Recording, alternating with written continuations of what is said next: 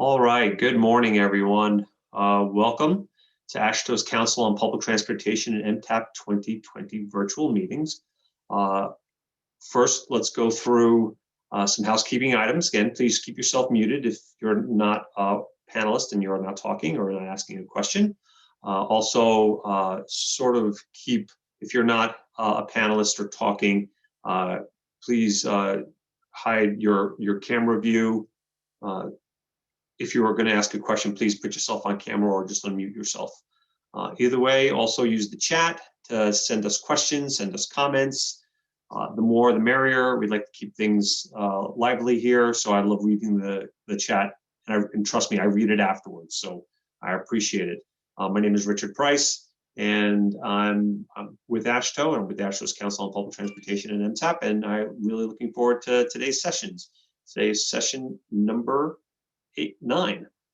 And I would like to introduce, for our kickoff, Jennifer DeBrule, our Vice Chair of MTAP with Virginia Department of Rail and Public Transportation. Jennifer. Hey, good morning, everybody. I see we have, Richard, you've got us all very well trained by day 4, session 9. We already have folks doing our virtual roll call in the chat. So if you haven't been with us so far, if you haven't had an opportunity, please make sure you put your name and your agency and your title in the chat for today. So as we start off day 4, session number 9, I want to make sure that we thank AASHTO's premier and capital sponsors first, and then we're going to go next to thanking our meeting sponsors, Route Match by Uber and Panther International. Without their support, this wouldn't be possible. And so very, very grateful to have all of that support. So in terms of our agenda, this is it. We have reached the finish line. We are at day 4. We've got 2 sessions left. Lots of really good content in the last 2 sessions for today. So we'll say we've saved the best for last. So session on construction this morning, and then a session with lots of different content, NTD and census, and lots of data talk this afternoon. So send us a chat for the virtual roll call. As Richard said, please make sure you put your questions in the chat. You can have the ability to unmute yourself. These sessions are much more valuable the more that we all contribute in terms of questions and input. So with that, I think I've taken care of the business up front, and I am going to turn it over to Caitlin McClanahan from Tennessee DOT, and she's our moderator for this morning. So Caitlin, take it away. Thanks, Jen. All right, well, good morning, everybody. I'm going to do something a little bit different this morning. Before I kick it over to our presenters, I've teed Richard up with a couple of slides to share a little story with you. About our topic this morning, construction management and oversight of FTA funded projects, especially as many of us are talking about the CARES funds with our rural, small urban recipients. Some of them may be looking to put those funds into construction projects. Especially here in Tennessee, we've got a lot of interest in that. So we are very interested to hear what our panelists have to say. We've got Corey Walker from FTA, Andy Batson from PennDOT, and Tom Stuber from Montana. And I think that's all right. So here we go. Story time. You've heard for the last 2 weeks sessions about best practices and how successful DOTs have been in a variety of different topics. So I'm going to give you on here the last day a real example of how things can just go wrong. So I'm going to present to you here a $1 million breakdown in communication. Go ahead, Richard. So this little story starts in Pigeon Forge. And how it started is the city of Pigeon Forge is a rural tourist intensive area in the Smoky Mountains, home of our queen, Dolly Parton, if you're aware. City of Pigeon Forge, they have a trolley department. They run rubber tire replica trolleys. They do about 3 million trips a year.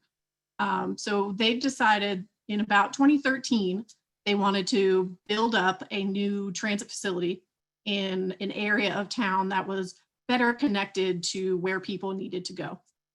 So TDOT programmed a ton of $5311 into NEPA and design and site development A&E, and everything was going very well. We got through NEPA, which is, one of the hardest hurdles to get over in the beginning. Site was fully prepped. And so TDOT went out in 2015 to see the progress, view the site that was prepped, and begin the next stage of actually constructing the building. So Richard, show them how it's going now.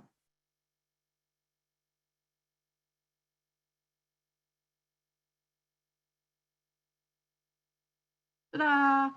So staff turned out and arrived at the site and found that it had been perfectly paved over, striped, and lighting added. And our transit facility site was now a parking lot. So it turned out that after 2 years of watching the area around the transit site develop, the city of Pigeon Forge City Council decided it would be better served as a parking lot for the new LeConte Conference Center that was going to be located right next door. So Richard, show them how much this beautiful parking lot actually cost. This parking lot cost Pigeon Forge $1 million. We had put $500,000 federal dollars and $500,000 state dollars into this project to get them to the site prep point. And we wound up speaking with Region 4 of FTA Region 4 about what the options were, transferring that interest to another site. The city decided ultimately that it would be best to just pay the money back. And this was the last FTA funded construction project that Tennessee DOT was involved with. So as we look forward to the future, and as y'all look forward to, how to do construction projects where you are, one of the things, and Richard, you can go to the next slide.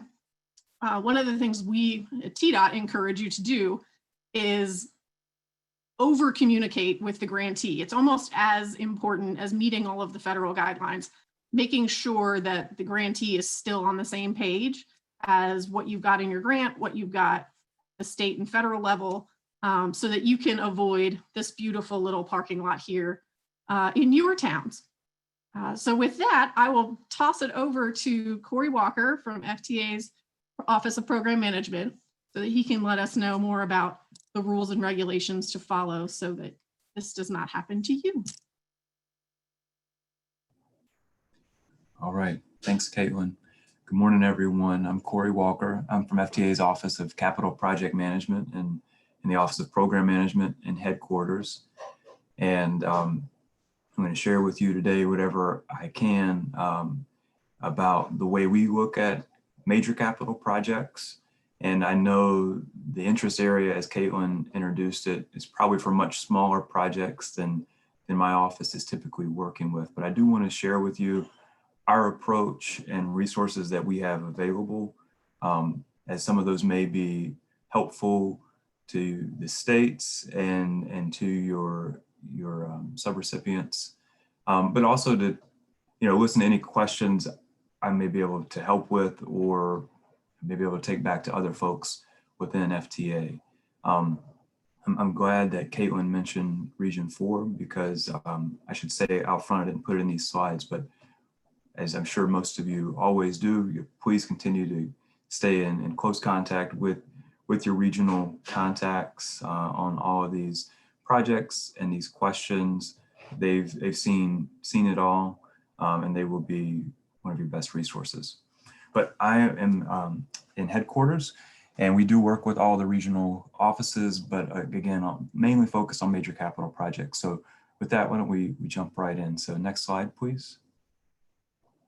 So just from the outset, you've probably seen this at some point this week from someone within FTA, but as a reminder, our mission is to improve public transportation for America's communities. And the way my office assists with that is trying to help ensure that major federal investments and major capital projects are as successful as they possibly can, so that all the folks that make decisions about funding public transportation see it as a good investment. We're only as good in some folks' eyes as our worst project. And unfortunately, over the years, we've had a few that have grabbed some headlines. Next slide, please. So with everything, we start from the statute and in FAST Act, like in previous versions of the United States Code, there is reference to FTA's project management oversight approach. Starting back in the 80s, we promulgated a rule about doing project management oversight on major capital projects.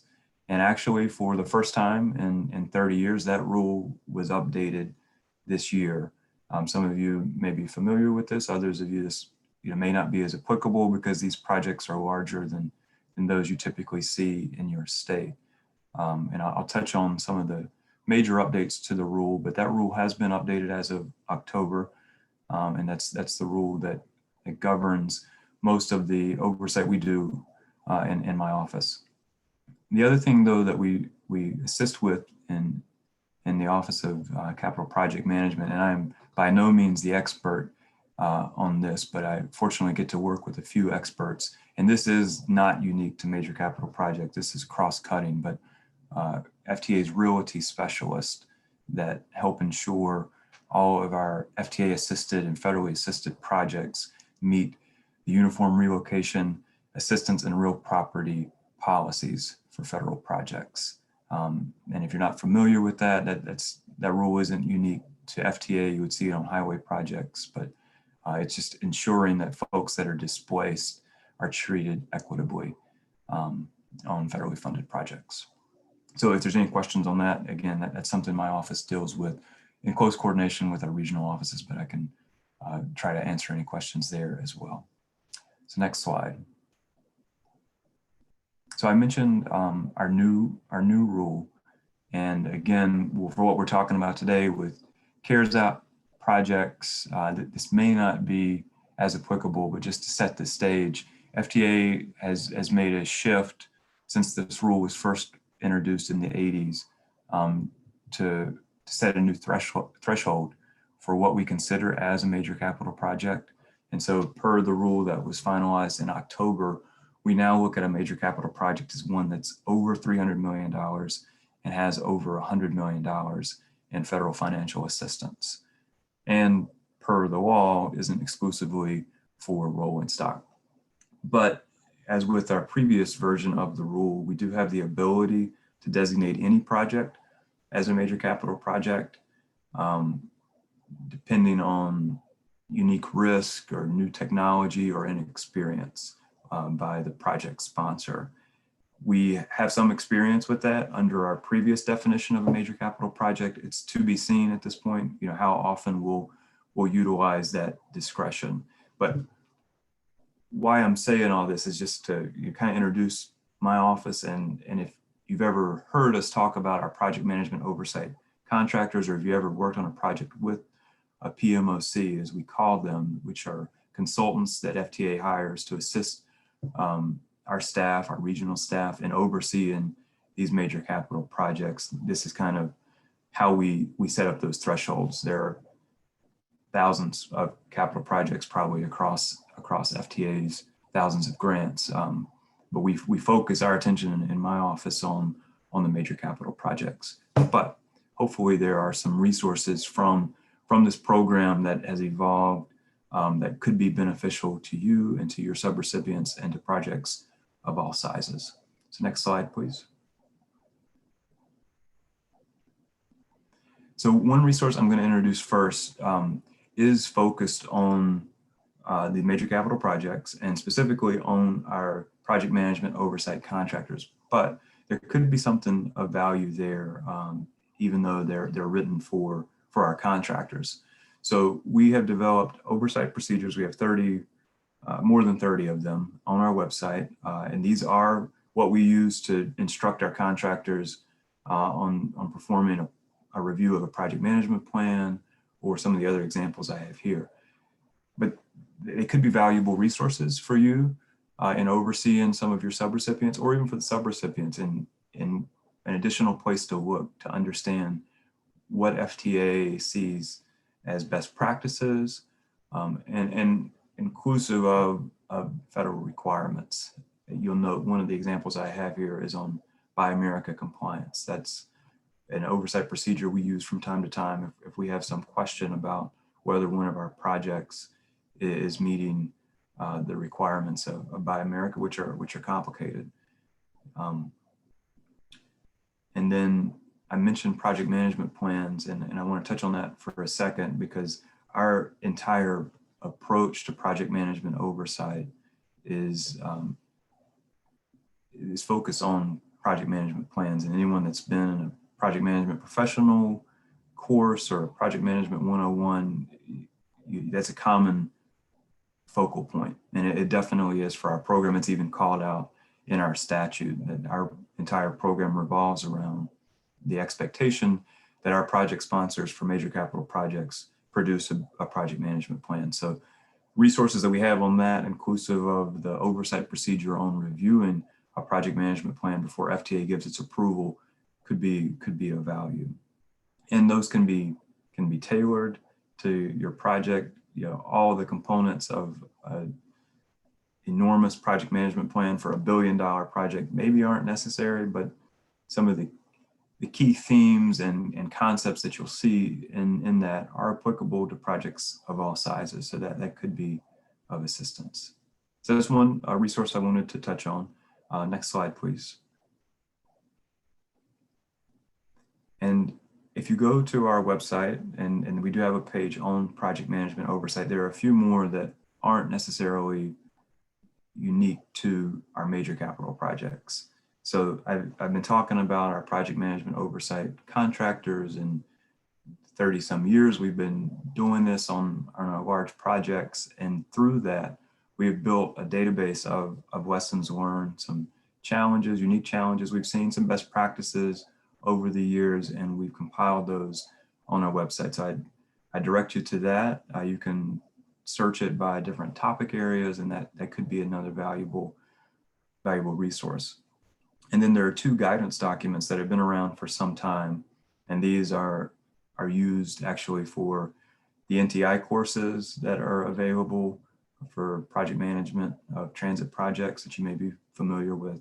And these have been updated since the FAST Act in 2016. So there's the FTA Project and Construction Management Guidelines, which is somewhat geared towards the major capital projects and towards the capital investment grant, discretionary program, new starts, small starts, core capacity.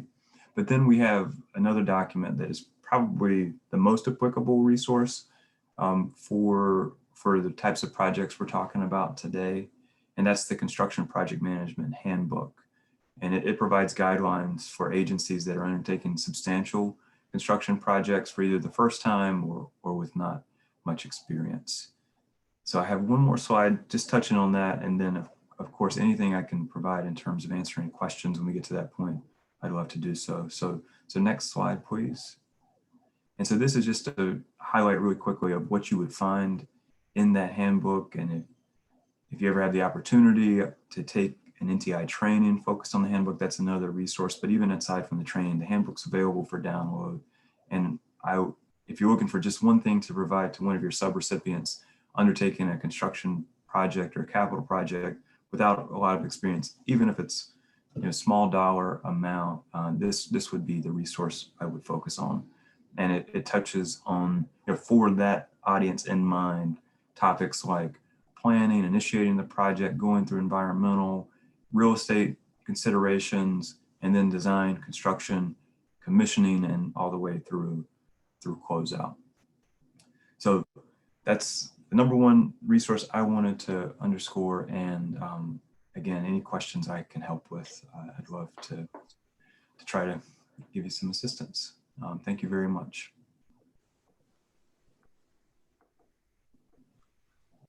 Corey? So it looks like we've got a question from Don in the chat. Don, do you want to ask your question? Sure. This is something that I've always been a little bit confused about. So I get that, excuse me, for like 5311 formula funds, if we did a construction project for that, we'd have the responsibility as a state DOT to oversee that project. One of the things I'm a little less sure about is when it's a discretionary project, like one that came from ARA, who knows how we're going to push out any potential revenue package that's being developed right now, or a project list. what's the expectation on discretionary grants that go to rural properties and the state DOTs overseeing those? And Corey, yeah. Yeah, thanks. I was around for ARA, and I wish I could say I had a great memory and could tell you, and I should check in on that as to how we handled those smaller discretionary programs. And what comes to mind for me now, we have a variety out there. The big one that we do get involved with, but wouldn't necessarily go through a state, is the BUILD program and the TIGER program, right? So if we get those projects that are transit focused, even if they're not $100 million was our old threshold, or $300 million now, we do get oversight funds, and we use our PMOCs to oversee those. For programs that go through the state,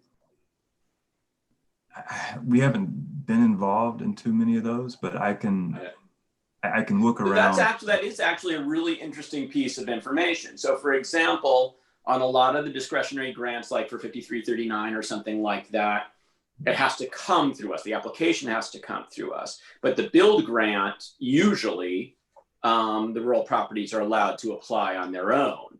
And so that follows the logic you just described, where you have some ability to oversee those projects yourself. Okay, that's actually very helpful. Yeah, and I mean, so the other thing that comes to mind is, like the bus program, discretionary bus, and sometimes there can be some larger capital projects in there. Right.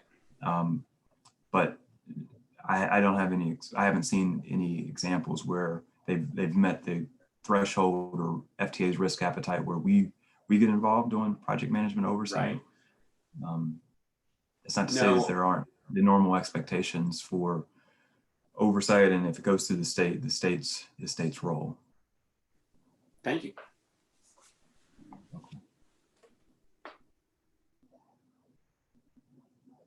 Brody, I saw that you had chimed in there about Colorado and your 5339B funded construction projects. Did you want to follow up on that? No, I just wanted to second Don's question. Just because that's the way it's all the funding that's coming into the state right now. It is through the discretionary programs. Thanks.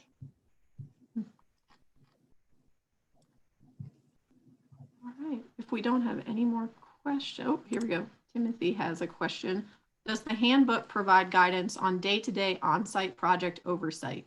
We have a consultant for our project, and any additional guidance I can provide him would be appreciated. Yes. Yeah. If you go to the construction sections or the project support sections, there's information on some best practices with what you do in the field. What you won't see there, and we're all grappling with this, is how you do that in the midst of a pandemic, because that's been a big shift for us this year. Even on our major capital projects, we abstained from in-person meetings with our project sponsors and site visits, and that historically has been a huge component of giving us a comfort level with the kind of progress we hope to see on a project, and quality being addressed appropriately, and safety of a work site. And we're having to do some of that virtually and with pictures and from a distance, and it's not ideal. So that's not your question, but just as we're into month 10 of this, it's something to note in terms of current events. We have had to shift our oversight approach, and I'm sure that's the case everywhere, and it would be even for your consultants. If nothing else, just doing things a little bit differently than we've been able to do them before. But yeah, hopefully you would see a couple of valuable things in the handbook, and if it doesn't meet what you're looking for, please let me know, and we can provide some additional resources that could be of assistance. Thank you.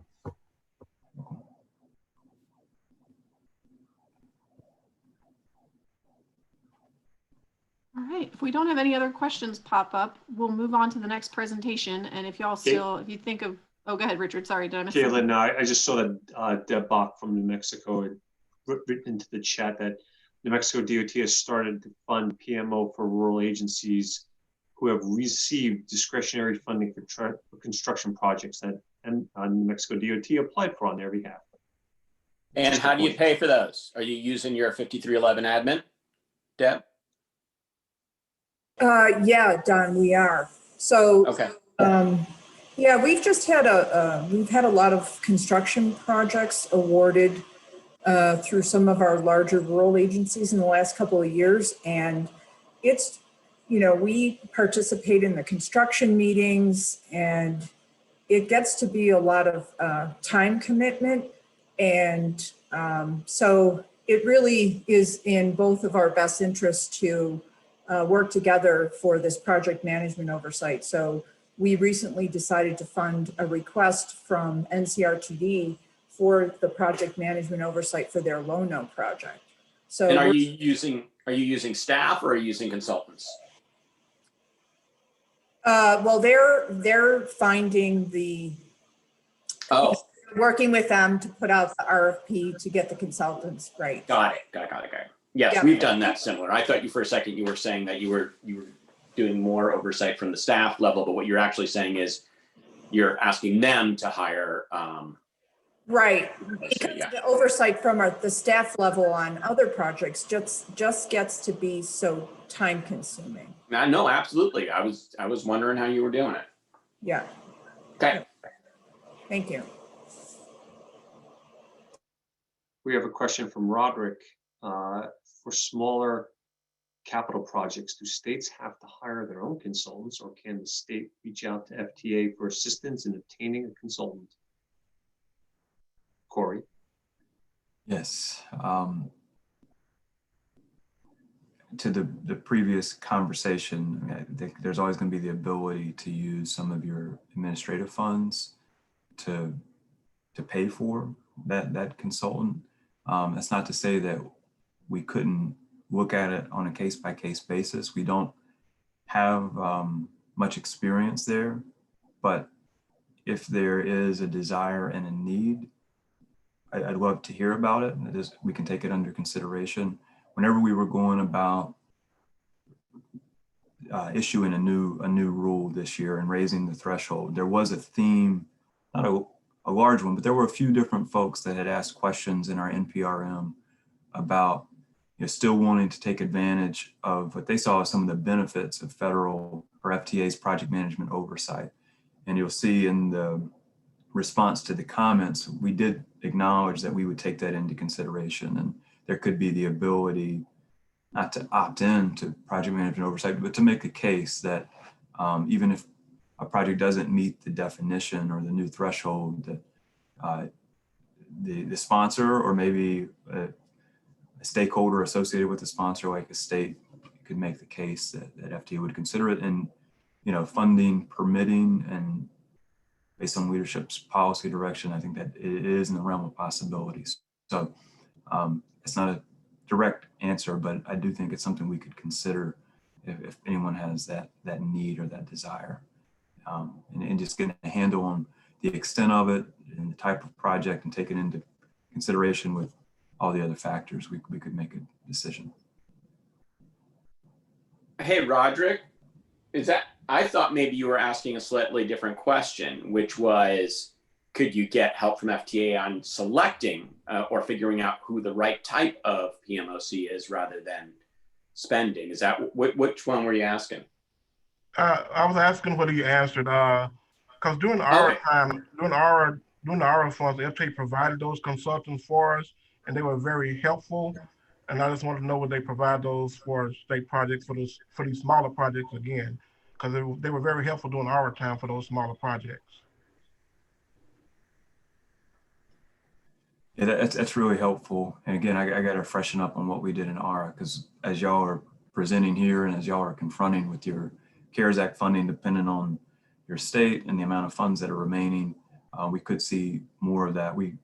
All we've done at this point, we have been very focused on where the CARES Act funding is going, and not surprising, a huge percentage has gone to operations, but we've just been inquiring about whether or not recipients are looking at capital projects, and kind of starting in priority order. We've been curious to know if recipients are looking to use CARES Act funding to supplement a capital investment grant or a major capital project or a Tiger build. and we're not aware of any of those cases yet. But if there's more funding that comes forward, or as we get to a place where some of the funds are going to be allocated to capital projects, I think it's something we would take into consideration. We haven't gotten there yet.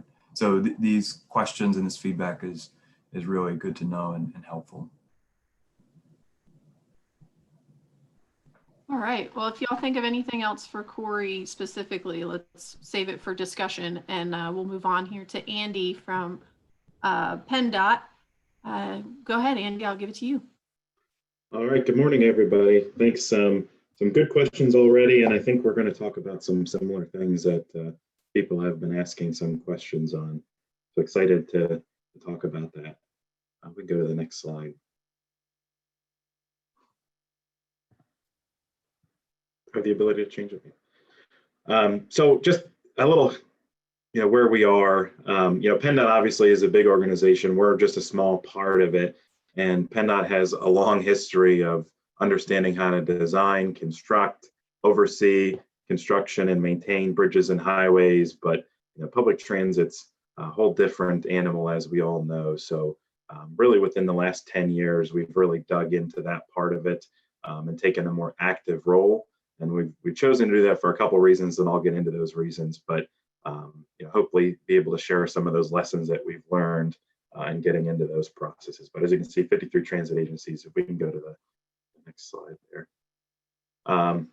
So public transit in Pennsylvania is managed by the Bureau of Public Transportation, which I'm a part of. I'm in charge of the newly created Planning and Project Delivery Division. So in addition to statewide planning projects and technology projects, which we have a number of, we're also responsible for all of the capital projects and all the federal funds that we use for those. So just kind of giving you an idea of the scope of transit in Pennsylvania. We have 32 fixed route agencies. We have 21 shared ride only agencies. So those are organizations that only provide demand response, curb to curb transportation. That's actually available in all 67 counties. So it's a pretty robust transit network, as I'm sure many of you have heard from us before. We have a significant investment of state funds, and that's why we've become so actively involved in construction projects, because for the most part, we are the match for the federal funds, both for rural properties, obviously, and small urban, but also the larger urban. We find ourselves being the majority of the 20% or the 30% or the 50%, depending on the project type, match. So we obviously have an interest in making sure that those projects are done in a responsible way, in a correct way. So annually, we have a little more than $500 million in state capital, and then in federal funds that we manage, right around $50 million a year. But that depends, obviously. We touched on discretionary a little bit. Talk about that too. And I also wanted just to talk about, I think people, and this group understands it, but largely we find that in Pennsylvania, everyone thinks public transit's only Philadelphia and Pittsburgh. It's the big urban areas. What does it mean elsewhere? And we started this initiative a number of years ago, but we do, with our partner Pennsylvania Public Transportation Association, we do surveys of passengers, both in the fixed route and the shared ride networks. And this is just kind of a summary where we were last year. It was pretty interesting to share. We found that almost 60% of fixed route passengers don't own a car. So that's why it's important to continue providing that, and why it's important to have facilities and equipment that is in a state of good repair and really promotes the use of that. More than 30% are using it to go to work every day.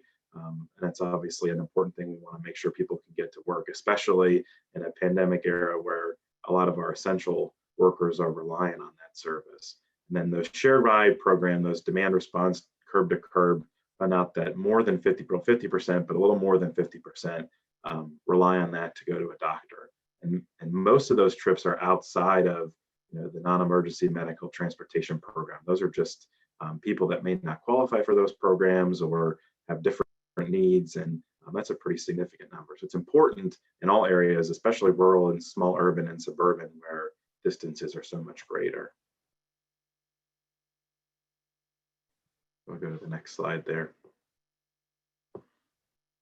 Thank you. So a little background on our capital program. In the last 15 years, we've had two major state transportation funding laws, and that's really why we've taken such a large role. So in 2007, we saw a pretty significant increase in operating funding that added a stable funding source, where before it was part of the general fund, then it was a dedicated fund, so that we didn't have to worry about being at the whim of the budget cycles, as a lot of people unfortunately do. And then in 2013, there was another act that was passed that substantially increased the capital funding portion of it, and that's that $550 million we see annually on average for state funds. But as everyone knows, whenever you pass big funding laws or big funding packages, people expect to see results, and quickly. So that was all the way back in 2013. It was largely billed as this decade of investment, this decade of projects. So obviously we're quickly coming to the end of that decade.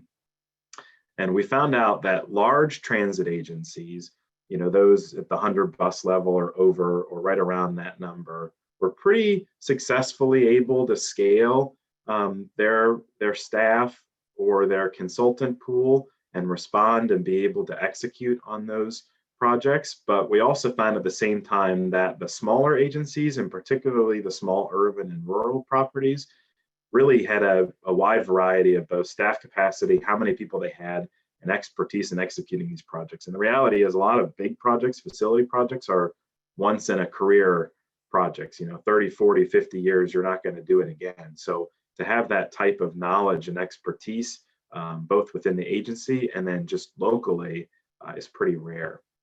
So, when we started down that path and people were doing their own projects and really managing it, we were staying out of it. We were finding issues that I think are unsurprising to many of you.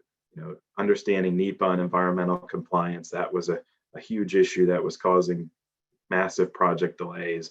Property acquisition, that seems pretty simple, but anytime you involve federal funds, as many of you know, that becomes a much more complicated process. So having people understand the roles and responsibilities you have in appraisals and appraisals reviews and how you can negotiate and those types of things, and Title VI implications, all of those was lacking.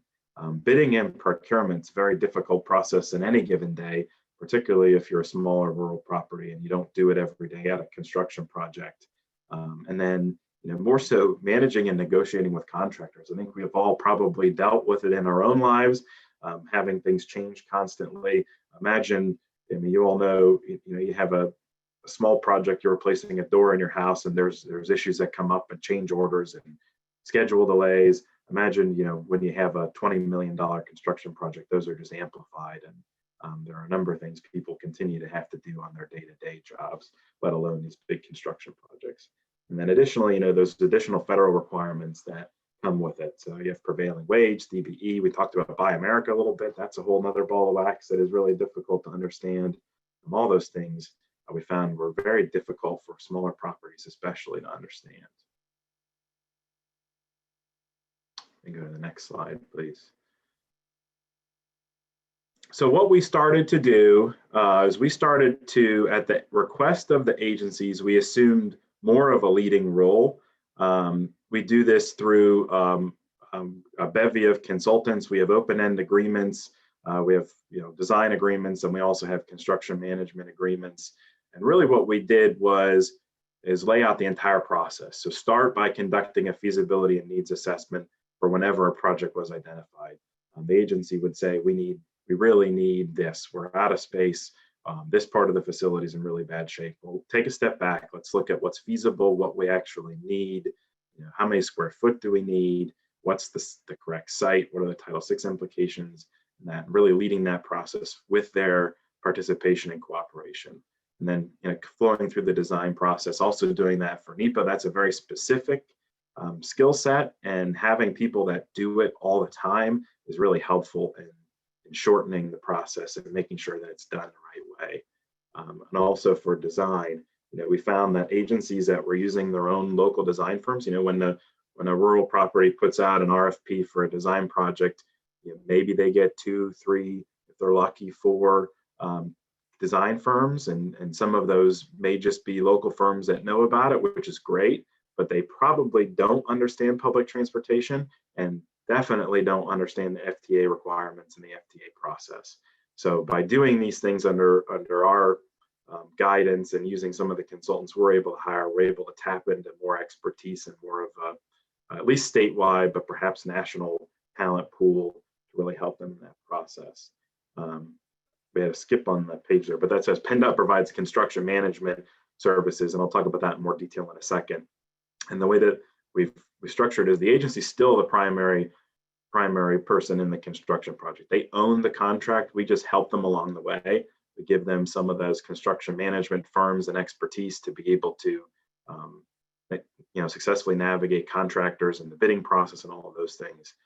But at the end of the day, they're the owner. They're responsible for the project, and we're providing the oversight and guidance of that project. And just to give you kind of a picture of where we're at today, I'm sure I'm missing a couple, but currently we have 2 major facilities in construction, 2 major projects, our facilities, but our renovations and expansions. In the next 6 months, we're going to bid another 3 facilities with transit agencies and another big project, probably in the neighborhood of $90 to $100 million. Much of that will be 5311 funding and some CARES Act funding that the agencies are providing. And we have 7 facilities in design right now with a number of other ones on the horizon. So we're really in the tail end of that decade of investment, but looking to get as much done as we can here in the next few years, despite the pandemic that we all face. Let me go to the next slide there, please. So what we did, and I'm happy to share this with anyone if they're interested, last year or starting 2 years ago, we developed what we called the PennDOT Project Delivery Manual, and we shared this with all the transit agencies, all of our consultants and contractors. And what it does is outline the process and responsibilities for everyone. So it says, here's what the transit agencies are responsible for. Here's what we as PennDOT staff are responsible for. Here's what each of our different type of consultants or the transit agencies consultants or contractors would be responsible for. And it breaks that down by phase of the project, really from the infancy to when it's fully grown and operating. So through project development, planning, environmental, property acquisition, design, procurement, construction, closeout, commissioning, the whole 9 yards. And it lays out all of the steps of what those are. If we can go to the next slide, I have an example of just one of those pages from that. So it really is just a series of flow charts, but identifies all of the individual steps. So this is just one from the project procurement, but really talks about, advertising project. The transit authority is responsible for advertising it, but the construction manager really helps them because they understand what needs to be in the bid documents, what the process should be. They will lead the pre-bid meeting. You can see that next step, the pre-bid meeting. The PC is the project contact, but there's a bunch of acronyms in here that are described elsewhere in the document. And then we have reference documents attached to it that may be design standards, it may be FTA guides or circulars that you can then cross-reference and say, we really need to be looking at document X while we're talking about this phase. Next slide, please. So I wanted then to spend just a few minutes here on some things we've learned that I think we wish we knew 10 years ago, but we do know now. So we have, this is immense, so we have one in about 3 hours. We do monthly update meetings with FTA staff, and we do every project, whether we're intimately involved in it or not, but if we're funding it, we go through every single project we have active, every major capital project with their planning staff, the environmental staff, and then their staff engineer in Region 3. And it really keeps everything moving. Everyone can be held a little bit accountable. We may owe something to Region 3, they may owe us a response, and it's good to talk through those things. And I also find, I know that I don't like surprises from the transit agencies, but it's also helpful, I think, for FTA staff to know what's coming up. And if there's any issues, we let them know early, so no one's surprised and getting a phone call from the press or an angry congressman or something else, really that nobody wants that. We also learned to hire professional construction managers that understand FTA, understand the federal process, or can at least learn that and can continue to do multiple projects and involve them really early in the design process. We started to find out that if they weren't involved, we'd get a design, we'd get to the end, and then the construction managers would look at it and say, well, there's no way we can meet Buy America compliance in this area. There's no way we're going to be able to do that with this soil condition, et cetera. And that was something that really has helped us at the end of the day. The other thing is we really believe in trust but verify. We focus on conducting independent reviews regardless of who's the leader of the project, even if it's a transit agency that's using a local designer. We try to do independent design reviews, either with in-house staff. We don't have many engineers, so a lot of times we use some of our consultants to do that, and we use some, like we said before, some of the oversight money we can use for that. We also like to do independent cost estimates. We found that designers, engineers' estimates can vary widely, so we usually have somebody else take that estimate and do a completely independent review of it, and then we can compare the two and say, if it's off by, one of them says 12 million, one of them says 18 million, we know we have an issue and really need to know where we end up. Other few things I would add here in the last few minutes I have, I would say mistakes happen in the design process and the construction management process, and it doesn't matter. We've learned how experienced anyone is, how many times you've done the project, it still happens. So, planning for change orders, you're going to have things happen.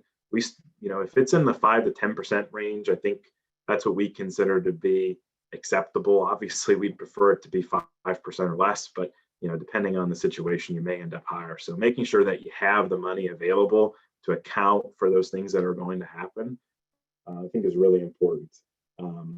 We also, I think somebody else mentioned it earlier, make sure there's owners meetings and that there's someone from our staff that participates, so they know while it's under construction, if there's an issue that's arising that may have an impact either on the budget or the end date of the project or some other aspect of it that we're aware early and often. And the last thing I'll say, for the projects that we are not personally taking a leadership role on, we still, if we can manage it financially, like to have a professional providing some type of oversight. And that would mean they would do occasional field views. They would do, participate in all the meetings, review the invoices and those types of things to make sure it's accurate. And then the last thing I'd add there is, and we can talk about if anyone has any questions, or I can do it offline, but our oversight, we require all of the agencies to get reimbursement from us to submit the pay applications and all of the relevant documents. We review it, and then we front everything with state money, which gives us a little bit of extra time if you're able to do that, so we don't run afoul of any of the rules regarding the usage of federal money. And then we draw down a month or two later the federal funds, so we can be sure that everything was on the up and up and we followed all the right policies and procedures before we draw down this federal fund, so we don't have any issues with paybacks later. And then I think the last slide, Richard, if you could. So what we're doing now, just kind of next steps, we're really focused on increasing DBE outreach efforts. We're putting together statewide information that we can put out in front of DBE forums and things like that to say, here's a list of projects we know is coming in transit in the next 2 years. Please keep your eyes open for bids so we can make sure that we get participation. We're also, now that we've done enough of these, developing a database of historical costs so that we know, this many square feet is probably going to cost this much. So that really help us planning going forward. We're also really focused on project status tracking and reporting. And we constantly get requests from whether it's the governor's office or the legislature, or the General Assembly, or just executives within a variety of organizations. Where is this project? Having that at your fingertips is really helpful. So we're really working on that, making sure that we're there. And the final thing we just started working on is design standards. So for those of you that are part of larger state DOTs on the highway and bridge side, design standards, they're Bibles. You can't deviate from it. We don't have anything like that on the transit side, and I think that's okay for the most part. But there are minimums that need to be in place, and depending on who's designing it, they may not understand that. So we're trying to get a set of minimums of here's the expectation that we don't want to go any lower than these aspects. That's where we're at. Yep, and then that's our PennDOT information. I'll take any questions you have. I saw there's a few there, but happy to ask anything or continue the conversation here in a few minutes. All right, thank you, Andy. We definitely have a couple of questions here in the chat box. And I'll just start with the first one that I see. Brody from Colorado asked, are you conducting equity analysis, the Title VI equity analysis, or are the agencies responsible for that? I think it depends on the organization. We make sure it's done. It's part of our checklist, so we make sure that it's been done. A lot of times we're doing it using our own consultants as part of the planning and project development phase. But some agencies do choose to do it by themselves, but a lot of times we find ourselves in that position. Let's see. Wyoming and Colorado have already asked for copies of the manual. So if you don't mind, I think everybody is going to want to get their hands on that. That's great. We'll get it out. Let's see, we've got, go ahead, Don. Hey, and so I was really curious. I always kind of follow the way Pennsylvania. So first of all, amazing. It's all really good stuff. I always kind of follow the way Pennsylvania does things because it's a very centralized model, and both in terms of the way the transit industry is funded, and also kind of create that goes hand in hand with that. I think is creating rules and regs to be followed. Whereas in Washington State, we're a very decentralized model where almost all the funding comes from local sales tax and stays in that same community. And for example, if I went to a 5307 and said, I want to oversee this project, they'd say, stay out of my business. Yep. And so I'm just curious from your perspective, how much of that influences your ability to hold those folks accountable? Yeah, I think that does happen a lot. Because, as you said, we have so much state money in it, we're able to exert a little more influence, but we do have a lot of 5307 agencies that say stay out of our business.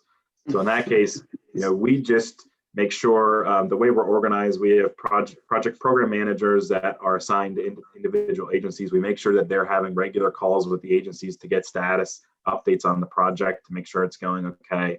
And then, we kind of do a little bit what FTA does on the risk analysis. And if it's a large project or if there's a particularly risky part of it, then we'll really make sure that we have some level of oversight at an arm's length, but some level of independent oversight to make sure that it's being done the right way, just given how much money is invested in it from various sources. Great, thank you. I did see a question there about Buy America. So Buy America is ridiculously difficult. And yes, we have a lot of issues with complying with Buy America. And we just continue. And that's another reason that we like to do it a little more centralized, is because we can get people that understand the importance of Buy America and make sure that they're designing to a point where they can comply with it. But there's always issues and there's always things that are very difficult to find, made in America or assembled in America. But Andy, I guess the question goes a little further and asks, in the current environment, are you having difficulty acquiring materials? I don't think it's any more difficult now than it has been, at least that we've seen. We've adapted as everyone else has through the pandemic. But I don't know that we've had any more difficulties than we have in the past. It's probably easier to get domestic produced products, honestly, at this point than it is foreign produced products. So.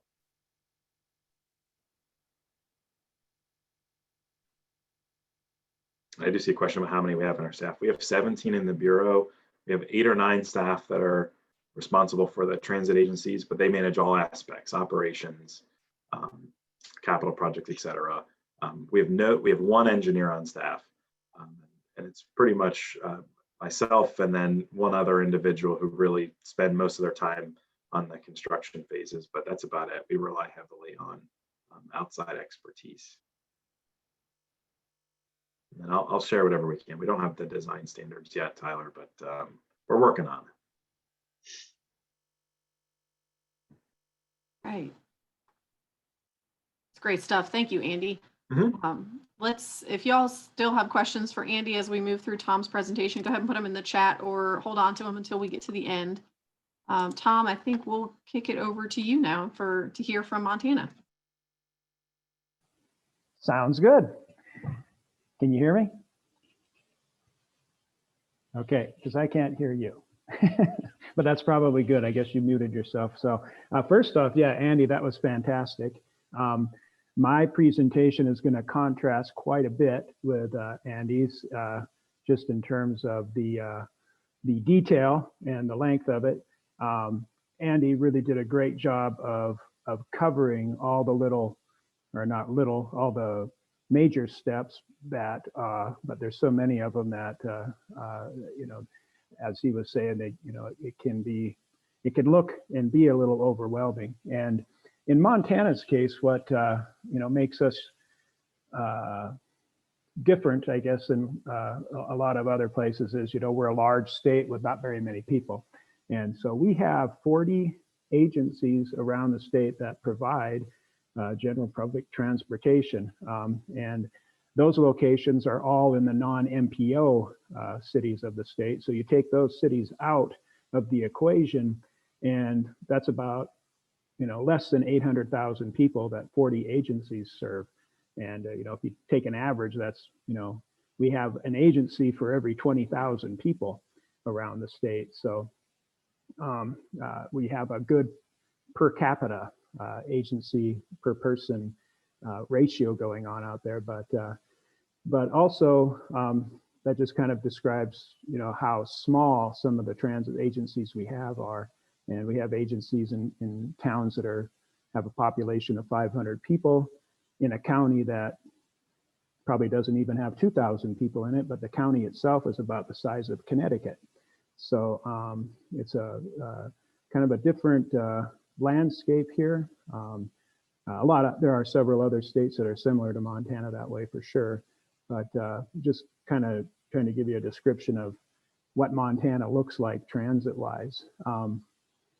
So let's go ahead and go down to the first slide. I'll go through a couple of slides here and then we'll kind of get back into that. But, you know, a simple overview is for MDT Transit is probably really similar to what everybody else is looking at. We administer and manage the funding that we get from FTA. We have various program sources within FTA, as you probably are all aware of: 5310, 5311, 5339, and now CARES funding, which is kind of why I'm here today, is we're using our CARES funding to fund several facility projects. So go ahead and pop to the next one.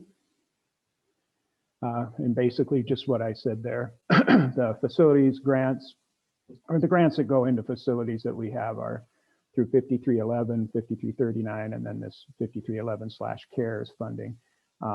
We have a project out there right now that is funded with 5339.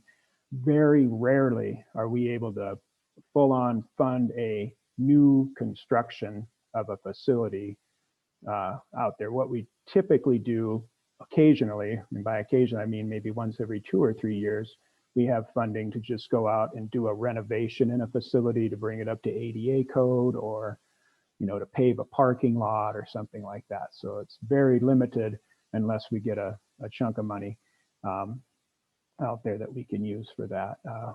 So those are, yeah, the three main areas of funding that we get. In this particular instance, when we got these CARES fundings, you know, we know our state really well. We know our people. We get out and see them a lot. I mean, they're, you know, it's again a small state, so you have that, you know, ability to really get to know not only the people that you're working with, but you go on site and see what they're dealing with. And around the state, we have, you know, we're getting a lot better over time now, but if you go back 10 years before ARA, we had agencies out there that, you know, and still do, but we had several agencies that just didn't even have a place to park a vehicle indoors or even under an awning.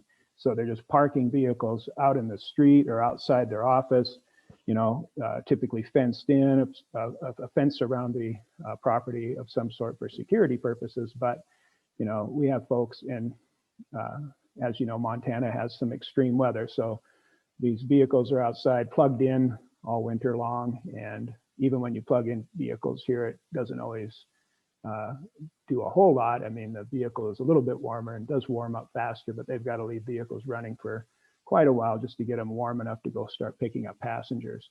But where that compounds itself is when somebody needs to now clean a vehicle because we have COVID-19 out there. And so we need our vehicles cleaned, daily and sometimes several times a day.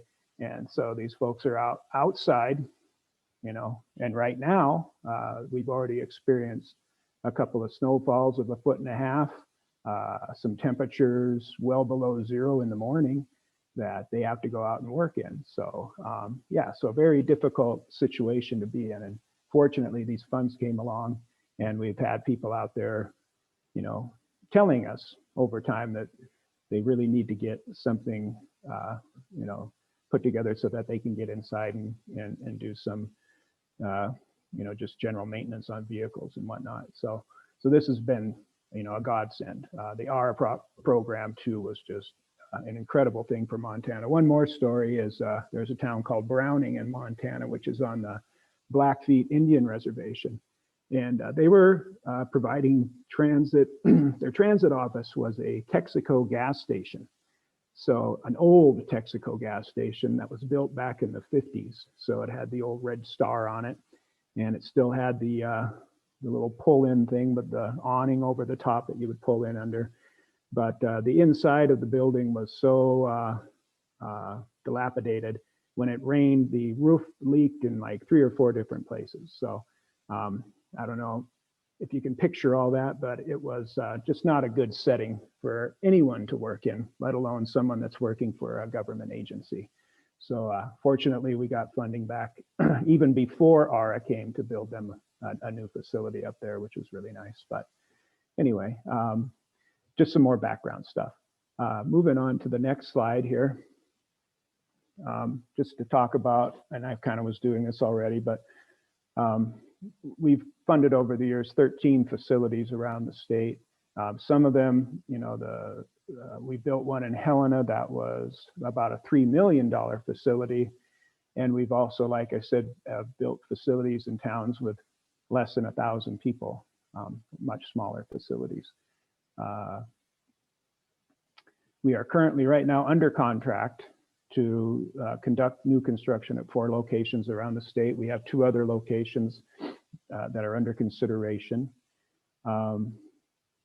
We also have several, smaller scale projects that are just renovations and upgrades, things like going in, like I said before, bringing the facility up to ADA standards, doing parking lot upgrades. A lot of the folks are just out there in gravel parking lots. So we're able to get some funding into stuff like that too.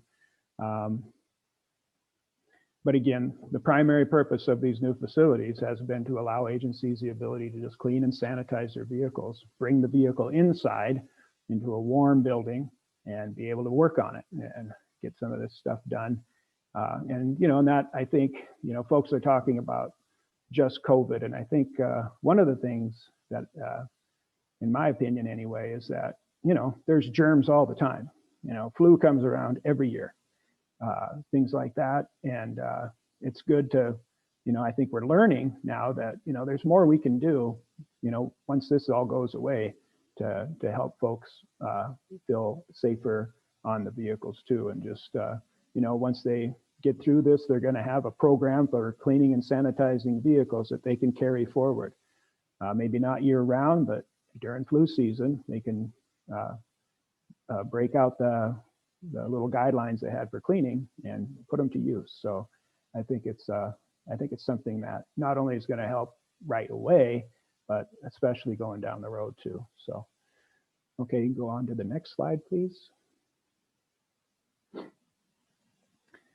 So how do people apply for this? How do they go about approaching us? We have, typically we have an application process that, we send out our allocations for operating dollars, and folks put together a budget and then apply to us and how they're going to use their funding every year. And typically within that, if somebody wants capital, and for the most part that's vehicles, but if they want to put in some passenger shelters or, like I said, some smaller projects there where they might pave a parking lot or whatever, that's when they do that. So we have an annual process for that. But when CARES came along, it was like, well, we got to do this right away. So, and we knew, like I said, we know our state a little bit. So we knew these folks were out there, and we, made some phone calls and sent out some emails and said, hey, this money's out there. Are you still interested? It's 100%. There's no 20% match, nothing like that. And so, of course, people were more prone to come back to us and take a look at that. And that got us started. I've got one bullet here for, when Andy was presenting, he had several pages of information here for you. And Andy's a tough act to follow that way, but I will also say that no point in me going over it all again, right? You heard it all from him. There's a lot of stuff in there involving environmental, involving civil rights, involving our purchasing people, involving our facilities people. So when we go through this process, being a small, within Department of Transportation, transit is just 5 people. So we have 5 people on staff, and I'm the facility guy. So I'm also the liaison with civil rights. So I bring in civil rights to, all the Title VI stuff that goes into this, the DBE stuff, the ADA stuff. I know all the people over there, and I work with them and pull them in at the appropriate time to look into what we're doing. The civil rights has to do a equity analysis for these projects. They also have to monitor DBE and all those things. But at this point where we're at with everybody, which is, we still haven't gone out to bid on a project yet. So we're still in these environmental and civil rights steps right now, where we're doing a lot of this work. But we're also very fortunate to have, our environmental people within MDT who never work with transit. They generally just work with highways, but they're, we're able to bring those folks in. Of course, they're cold on it. They come in and don't have a lot of background with FTA stuff, but they've been extremely helpful. When we do a project, we call that person out there, and again, it's a mom and pop organization out there. It's generally somebody that's running the transit system, but they're also working within a council on aging. So half their time is transit and half their time is, working with the senior centers or other stuff like that. So they have no idea of what they're getting into in terms of all these steps. We tell them up front that there's a whole bunch of steps you got to go through, but we will help you. We'll work with you on it and really guide you through the process. And our environmental people, typically we get on a conference call with the person out at the agency, out at the transit agency, and we get the environmental folks on the line, and she just sits there and goes through the categorical exclusion checklist with them, just one step at a time. First off, explains to them what it's all about, and then just explains what each item is and what needs to be addressed there. And and based on the feedback that she gets, then we determine how much effort we need to put into that CADX with them so that they can get it all addressed before we send it off to FTA for their review and approval. So, yeah, we, I guess you could say, do a lot of hand holding for these folks to make sure that, they feel okay about what they're doing, and that they can count on us to help them. My job personally is to just, I don't really do anything. I tell everybody I don't do anything. I just get environmental involved. I get civil rights involved. I get all of our facility people involved. All I ask anybody to do is whatever email you send or phone call you have, make sure I know about it. If you have an email, CC me. Everything needs to come through me, because, what can happen is somebody can start running on something and get, way too, put the cart ahead of the horse, or, get ahead of themselves a little bit. So I just try to keep everything monitored and keep all the, not taking steps when we shouldn't be, kind of deal. Yeah, that's pretty much, the crux of it, leading into, going out to bid. But every step along the way, the people out at those agencies are told, basically don't do anything without talking to us. Make sure that everything you do, send it to me, and I will get it to the people that need to look at it to make sure that, your advertisement has the right language in it. We really scrutinize that. We really scrutinize their invitation for bid. We put all the contract language into it for them to make sure that, the folks that are picking up the bids understand all this stuff. And most of our contractors have worked with projects with us before, so, or have done federal projects before. So a lot of them have a little bit of an understanding on that. But, but all those things that Andy was talking about, Buy America, and all these clauses that are in there that, people need to understand. We make sure that we get all that stuff in there. And then, of course, after or during the bid process, we have a pre-bid a meeting, and I and several folks from the state will go up and sit in on this or conduct basically a pre-bid meeting for whoever's got a project going on, and the contractors will come in and we'll answer questions, but we'll have folks there from environmental, from civil rights, the whole gamut, so that they can grill us, and we can make sure that they're all on the right page with getting that done. And then during the process, previously during I would go out myself and interview workers on site, ask them, and make sure they're getting the prevailing wage rates. I'd have a form that I would bring with me, and we would go through all that stuff and make sure that they're, everybody's on the up and up with Davis-Bacon and all those kinds of things. So yeah, let's see. I guess we can go to the next slide if there is one. Oh, there's Montana. Okay, should have put that on there first. But anyway, that's our great big state. And if you look there, there's a town, there's Jordan out there. It's out in that great big county out in eastern Montana, kind of about halfway up and down on highway. It's Highway 200 in between I-94 and Highway 2 above it. But that little town's out there all by itself. And those folks, like I said, there's not even 500 people living there. They take weekly trips down to Billings, which is about 150 or so miles away. They make weekly trips down to Miles City, which is a good 100-mile drive, to go down to the doctor, dentist, and do shopping or whatever.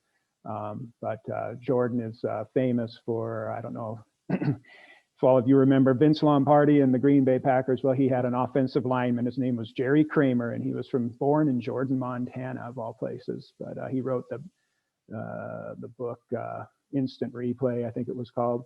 It was a big bestseller for football way back in the 70s, probably. And then Jordan also had the Freemen. I don't know if everybody remembers the Freemen, but the Freemen were a group of guys that decided they weren't going to pay taxes and do all that stuff, and they moved out into the boonies and built a little shack for themselves, and the FBI or whoever had to come out and straighten them out a little bit. But they got national media attention there, and that little town was converged upon by CBS, NBC, CNN, whoever, and they had their big satellite dishes and all this kind of stuff propped up in their little tiny town out there in eastern Montana. So, but yeah, that's our place. You can see all the different agencies.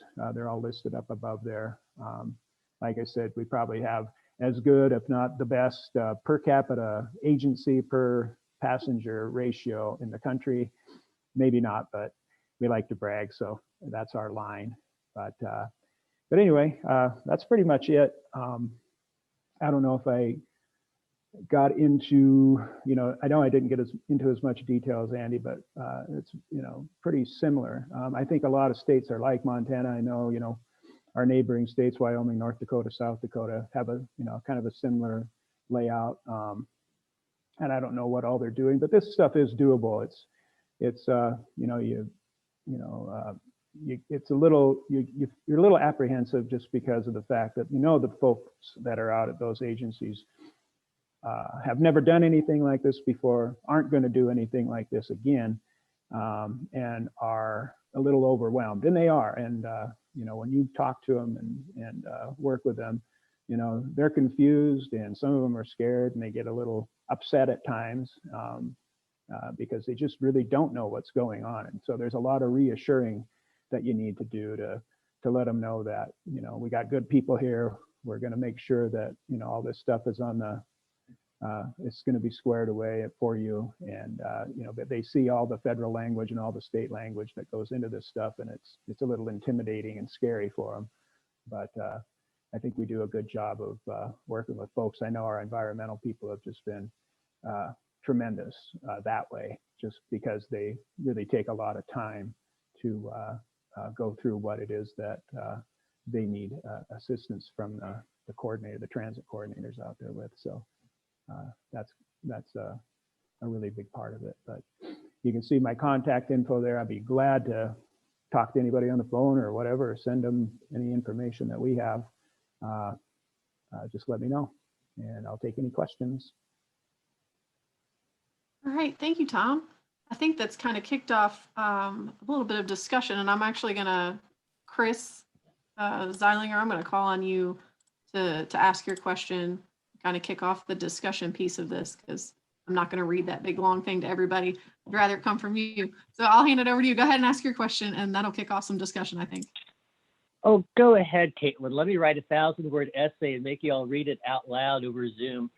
Seriously, as I was, you know, in all seriousness, as I was listening to you know, Tom's presentation, I was reminded another state DOT, not Montana, I don't think one of your neighbors, but not on today's call, was asking me out of the blue if there are states, especially rural states, where the DOT basically does the whole thing cradle to grave in terms of construction, as opposed to helping rural transit provider with limited administrative or management capacity to carry out the project.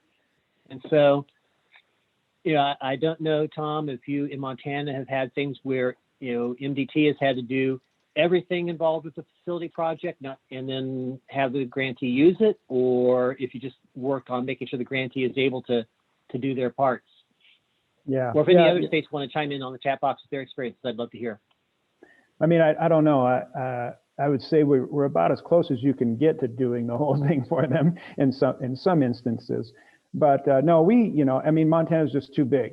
You know, we just can't send somebody out to be on site to do some of that stuff. So we rely on those folks, and we tell them exactly what they need to do. And you know, and a lot of it is simple. You know, go out and please, you know, we got photos, take pictures, take a video. For our environmental people, so that they can get a good look at what the lay of the land is there and stuff. So yeah, there's just things that we just have to have them do, because driving from Helena to Jordan is about 350 miles. So, and it's a drive, and it's not we don't have air service out there and stuff like that we can use. It's just too expensive. So yeah, we rely on them to do some stuff, and like I was saying, you know, it can be, you know, you ask them to do something, and sometimes they're, you know, intimidated and not real sure about it, but you know, we have them, you know, if we're, for instance, having them take some photos, they don't really know what exactly to take photos of, and we explain it, and they take some and send them back, and we're like, well, that's good, but we need, you know, can you try it this way or whatever, and so they'll go out and take some more, but we'll just figure out a way to get it done.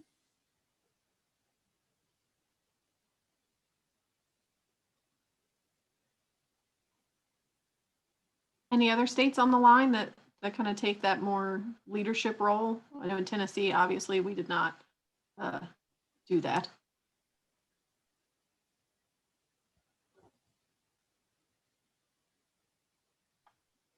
All right, well, actually, that kind of brought up a question from Audrey. Tom, do you provide a set of documents to your agencies to attach to their solicitation docs that includes all the federal regulations to be included in their contracts and subcontracts? Yes, we have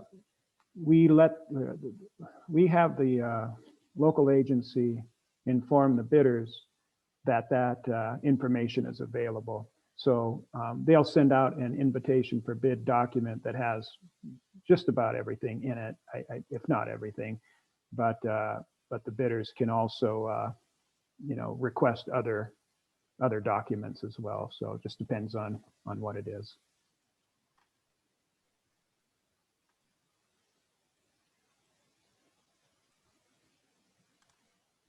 Right, and I guess another good discussion question from Brody here a little bit earlier in the chat is, are other states utilizing CARES for facilities? Now, Tom, you've got some CARES funded facilities going on in Montana. Is anybody else using CARES for facility improvements or building facilities?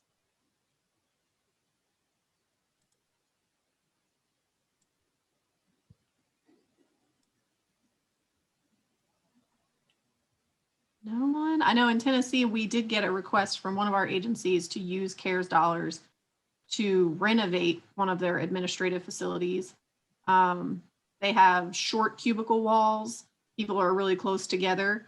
And they had kind of like a carpet floor situation that wasn't, they did not feel was the cleanest office environment for COVID. So they are going to be putting up building walls within their facility to create offices, replacing the floor so it's easier to clean in these COVID times. I think that's the extent of our CARES use for any type of facility improvement. I think many states kind of made the strategic decision, we got to spend this money quickly, and thought it would be better for operating, both for programming the money and getting it through trans and for actually spending it. Now, that being said, it hasn't necessarily been true, especially for the rural properties. Most of my rural properties are less than halfway through their CARES Act money. And so that's, I don't know if it ended up making a difference or not.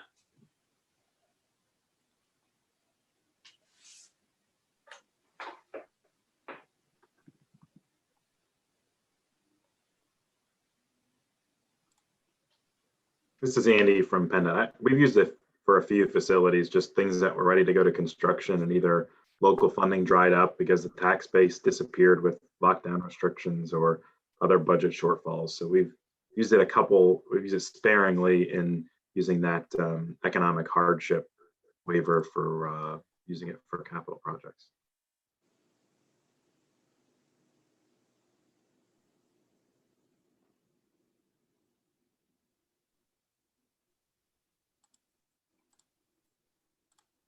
Looks like Becky from North Dakota says North Dakota is not funding any construction or facility improvements. They're going to use CARES for admin and operating.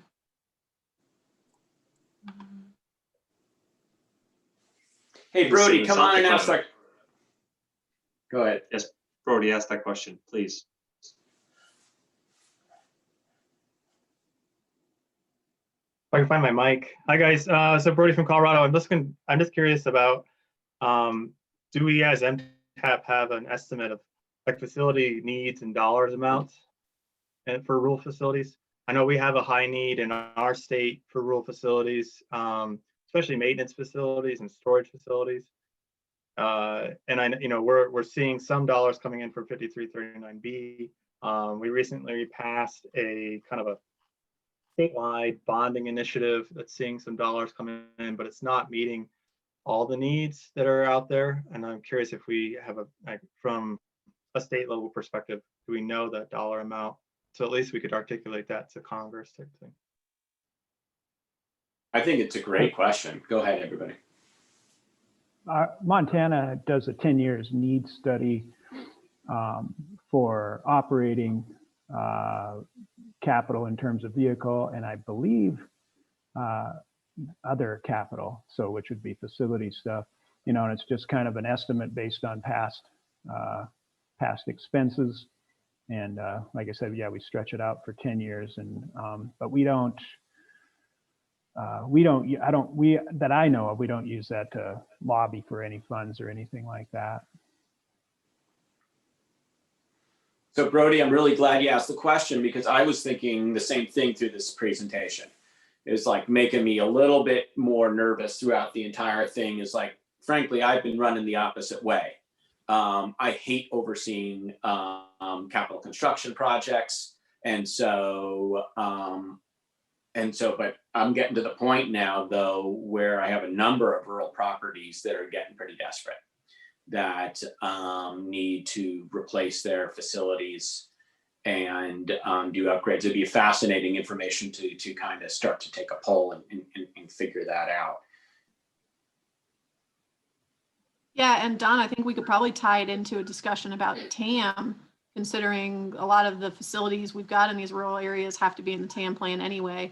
We can Right. see now kind of what their condition is now and when we think they're going to need to be replaced, and that can roll into a conversation about the types of funding we're going to need. That for would be a really good place to start. MTAP is always a source to do those type of alerts. So whatever you all want to do. Keep me busy, Richard.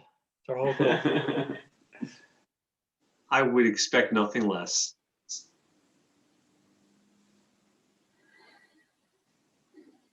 We actually just did a 10-year statewide capital and bus replacement needs study. It was, I'm not sure if I can peel out the rural piece or not. I'll have to talk to the consultant. Because that's really who I'm worried about, is the rural folks. I'll just All chime right. in and say one other thing. You know, it is really, really rewarding to work with these guys. Really rewarding. It's really cool because, like I said, when you see what they're working out of and then what they get, you know, they're really appreciative of it. And, you know, it's a different thing than anything that I do in my normal job over, you know, I've been at the DOT here for almost 30 years. And we've had two big chunks of money come in, ARA and this CARES thing. And of all the stuff I've ever done, easily the most rewarding, really, really fun that way, I have to say. All right, that's a good way to wrap it up. So thank you all for joining us. Thank you to our panel for providing us all this wonderful information. We are done here, and please come back again today at 2 for our last session of the 2020 winter virtual meetings. I'm excited about this one, the NTD reporting, COVID-19, census, how it's going to impact the funding. So be sure to join us again here after you eat lunch or catch up on your breakfast, wherever it is that you are. Richard, is there anybody you need to, any other housekeeping items before we go? We're all good. Thanks everyone for joining us, and see you at 2 p.m. Eastern. Thank you all. Thank you.